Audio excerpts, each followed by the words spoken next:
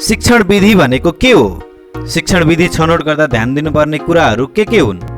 शिक्षक केन्द्रित शिक्षण विधिहरू र विद्यार्थी केन्द्रित शिक्षण विधिहरूका विशेषताहरू के हुन्? कसरी फरक छन् शिक्षक केन्द्रित शिक्षण विधिहरू र विद्यार्थी केन्द्रित शिक्षण विधिहरू? व्याख्यान विधि, प्रश्नोत्तर विधि, प्रयोगात्मक विधि र स्याटेलाइट विधिका फाइदा तथा बेफाइदाहरू के हुन्? आगमन विधि र निगमन विधि कसरी फरक छन्? मस्तिष्क झन्झा भनेको के हो? छलफलका विभिन्न स्वरूपहरूमध्ये सिम्पोसियम र कोलोकियम कसरी फरक छन्? यी सबै प्रश्नहरूको उत्तर जान्ने कोसिस गर्नेछौँ आजको यस भिडियोमा। साथीहरू नमस्कार, स्वागत छ तपाईँलाई। शिक्षक सेवा आयोगले लिने अध्यापन अनुमति पत्रको परीक्षाको नयाँ पाठ्यक्रममा आधारित भएर आज हामी खण्ड ख शैक्षिक व्यवस्थापन र शिक्षण प्रक्रिया अन्तर्गतको एकाइ 10 शिक्षण विधि र शैक्षणिक प्रक्रियासँग सम्बन्धित महत्त्वपूर्ण प्रश्नहरू चर्चा गर्नेछौँ। आशा छ भिडियो अन्तिमसम्म हेरेर साथ दिनुहुनेछ। यस एकाइसँग सम्बन्धित नोट्स र नमुना प्रश्नपत्रहरू डिस्क्रिप्सन बक्समा राखिएको छ, कृपया चेक गर्न नबिर्सनुहोला।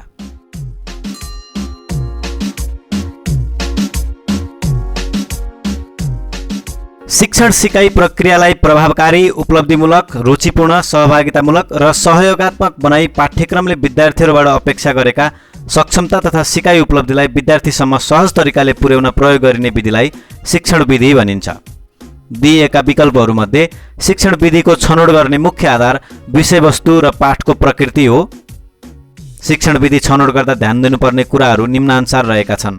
शैक्षणिक उद्देश्य, शिक्षण सिकाइ सामग्री, विषयवस्तु र पाठको प्रकृति र स्वरूप, विद्यालयको भौतिक अवस्था र सुविधा, विद्यार्थीको क्षमता, रुचि, स्वभाव, स्तर, सङ्ख्या, उमेर, पृष्ठभूमि आदि र शिक्षकको क्षमता, रुचि तथा कार्यबोझ आदि।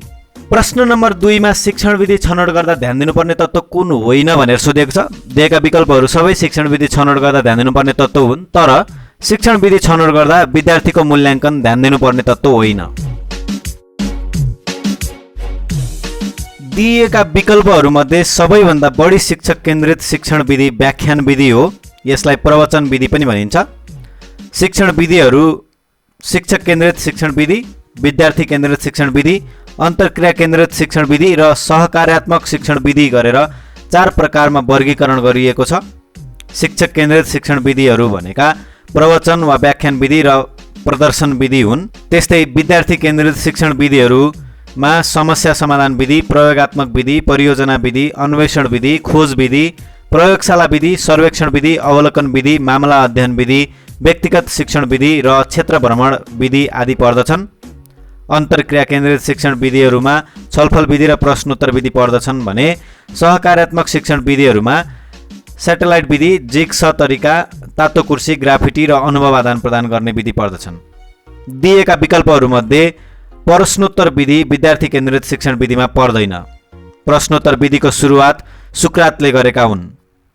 त्यस्तै संवाद विधिको प्रतिपादक प्लेटो हुन्। आगमन विधिका प्रतिपादक फ्रान्सिस बेकन हुन्। खोज अनुसन्धान विधिका प्रतिपादक हेनरी एडवर्ड हुन् र पर्यटन विधिका प्रतिपादक जोहान हेनरिच पोस्टालोजी हुन्। मूर्त अवस्थाबाट सुरु गरेर अमूर्त अवस्थातिर जानु तथा विशिष्ट अवस्थाबाट साधारण स्थानतिर जानु आगमन विधि हो। त्यस्तै सूत्र, सिद्धान्त, नियम वा परिभाषाका आधारमा व्याख्या गरी निष्कर्षमा पुग्ने शिक्षण विधिलाई निगमन विधि भनिन्छ। कुनै वस्तु वा क्रियाकलाप देखाएर शिक्षण गर्ने विधिलाई प्रदर्शन विधि भनिन्छ। तर दिइएका विकल्पहरूमध्ये प्रवचन विधिमा शिक्षकलाई बैंक र विद्यार्थीलाई ग्राहकका रूपमा लिने गरिन्छ। प्रश्नोत्तर विधिका फाइदाहरू, यसले विद्यार्थीको क्षमताको उपयोग हुनुहुन्छ, विद्यार्थीको शिक्षणमा सक्रियता बढाउन सकिन्छ, विद्यार्थीलाई सिकाइमा रुचि र प्रेरणा जगाउन सकिन्छ। त्यसैले माथिका सबै प्रश्नोत्तर विधिका फाइदा हुन्। तल दिइएका विकल्पहरूमध्ये प्रदर्शन विधिको फाइदा कुन होइन भनेर सोधिएको छ। प्रदर्शन विधिमा थोरै समयमा धेरै विषयवस्तु सिकाउन सकिन्छ, वैज्ञानिक सञ्चारको विकास गर्न सकिन्छ र जोखिमपूर्ण कार्यको लागि प्रयोग गर्न सकिन्छ। तर प्रदर्शन विधिले विद्यार्थीको सिकाइमा क्रियाशीलता बढाउन सकिँदैन। त्यसैले विकल्प ख प्रदर्शन विधिको फाइदा होइन। आधारभूत तहको तल्लो कक्षा अर्थात् प्रारम्भिक कक्षामा उपयुक्त नहुने शिक्षण विधि तलका मध्ये सर्वेक्षण विधि हो। विद्यार्थीहरूलाई विभिन्न विषय वा पाठसँग सम्बन्धित प्रश्नावली, अन्तर्वार्ता, छलफल, अवलोकन, फारम दिई समस्याको निष्कर्ष लगाउने विधि नै सर्वेक्षण विधि हो। कुनै समस्या वा विषयवस्तुसँग सम्बन्धित भई सूचना तथा तथ्याङ्कहरू सङ्कलन गर्ने र त्यसको विश्लेषणका आधारमा निष्कर्ष पत्ता लगाउने प्रक्रियालाई सर्वेक्षण विधि भनिन्छ। समय धेरै लाग्ने, सबै खालको विषयवस्तुमा प्रयोग गर्न नसकिने, अनावश्यक र अर्थहीन विवाद हुन सक्ने, तल्लो तहका कक्षाहरूमा त्यति उपयुक्त नहुने जस्ता सीमितताहरू छलफल विधिमा हुन्छन्।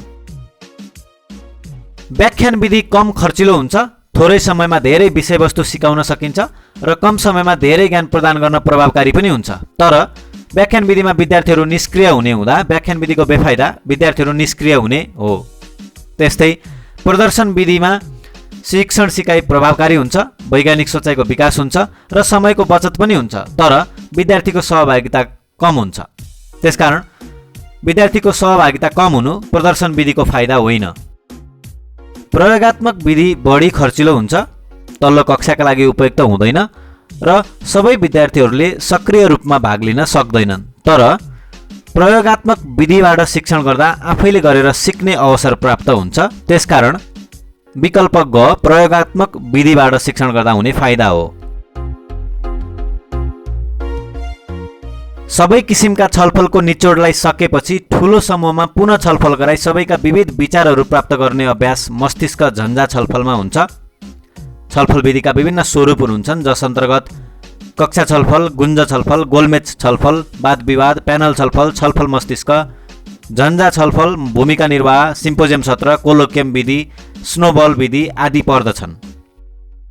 कुनै निश्चित समस्या वा विषयवस्तु दिएर 2-3 जना शिक्षक वा विद्यार्थीहरूलाई तयारी गर्न लगाई तयार गरेको विषयलाई प्रस्तुतिकरण गर्न लगाउने औपचारिक फोरमलाई सिम्पोजियम सत्र भनिन्छ। त्यस्तै कुनै विषयको विज्ञलाई स्रोत व्यक्तिका रूपमा आमन्त्रण गरी कक्षामा कार्यक्रममा लगिने र विज्ञलाई प्रश्न सोध्नको लागि शिक्षक विद्यार्थी मिलेर विभिन्न प्रश्न जिज्ञासामा मुद्दाहरूको तयारी गर्न लगाउने कार्य कोलोकियम विधिमा हुन्छ। र सम्बन्धित विषयवस्तुमा छलफल गर्नका लागि सहभागीहरूलाई सुरुमा 2-2 जना, त्यसपछि 4-4 जना, त्यसपछि 6-6 जना, त्यसपछि 8-8 जना बीच क्रमशः छलफल गराउँदै निष्कर्ष निकाल्ने विधिलाई स्नोबलिङ भनिन्छ। शुद्ध खोज विधि अवलम्बन गर्दा सर्वप्रथम समस्याको प्रस्तुति गर्ने कार्य गरिन्छ।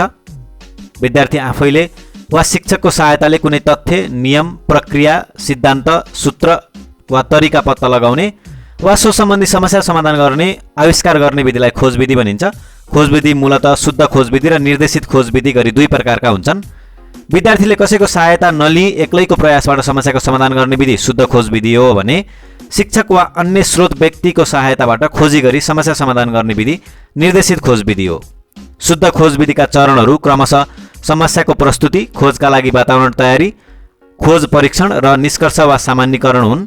त्यस्तै निर्देशित खोज विधिका चरणहरू समस्याको प्रस्तुतिकरण, शिक्षकको निर्देशनमा खोज परीक्षण र निष्कर्ष वा सामान्यीकरण हुन्।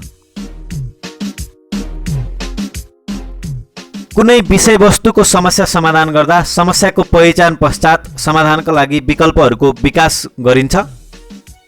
समस्या समाधान विधि विद्यार्थी केन्द्रित शिक्षण विधि हो।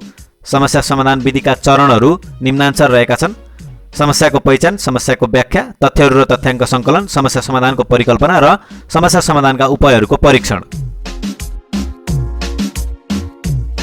समुदायका समस्या, आवश्यकता र भावना बुझ्न, सामाजिक प्रक्रियाको अन्तर्सम्बन्धको अध्ययन गर्न, विश्वसनीय भरपर्दा सूचनाहरू तथ्याङ्क सङ्कलन गर्न, विश्लेषण गरी सुझाव तयार गर्न, नयाँ कुराको खोजी गरी निष्कर्ष निकाल्न सर्वेक्षण विधि प्रयोग गरिन्छ। रिचार्डका अनुसार सर्वेक्षण भनेको विशेष समस्या परिस्थितिलाई वैज्ञानिक प्रक्रियाद्वारा अन्वेषण तथा अध्ययन गर्नु हो। सर्वेक्षण विधिबाट समस्या समाधान गर्दा अध्ययन शीर्षकको छनौट पश्चात सर्वेक्षणको उद्देश्य तय गर्नुपर्छ। सामान्यतया सर्वेक्षण विधि प्रयोग गर्दा अध्ययन शीर्षकको छनौट, अध्ययनको उद्देश्य, तथ्याङ्क सङ्कलनको साधनको विकास, तथ्याङ्क सङ्कलन, विश्लेषण र व्याख्या, प्रतिवेदन तयारी र प्रस्तुतिकरण गर्ने गरिन्छ। शिक्षण विधि र शैक्षणिक प्रक्रियाबारे आजको लागि यति मात्र। भिडियो अन्तिमसम्म हेरेर साथ दिनुभएकोमा आभार व्यक्त गर्दछौँ। साथीहरू, तपाईँलाई यो भिडियो सामग्री कस्तो लाग्यो आफ्नो अमूल्य सल्लाह सुझावहरू कमेन्ट बक्समा लेख्न नबिर्सनुहोला। डिस्क्रिप्सन बक्समा नोट्स र नमुना प्रश्नपत्र राखिएको छ, कृपया चेक गर्नुहोला। मन परेमा लाइक गर्न, शेयर गर्न सक्नुहुन्छ र यस्तै जानकारीमूलक शैक्षिक सामग्रीको लागि च्यानल सब्स्क्राइब गरेर हामीसँग जोडिन सक्नुहुन्छ। धन्यवाद।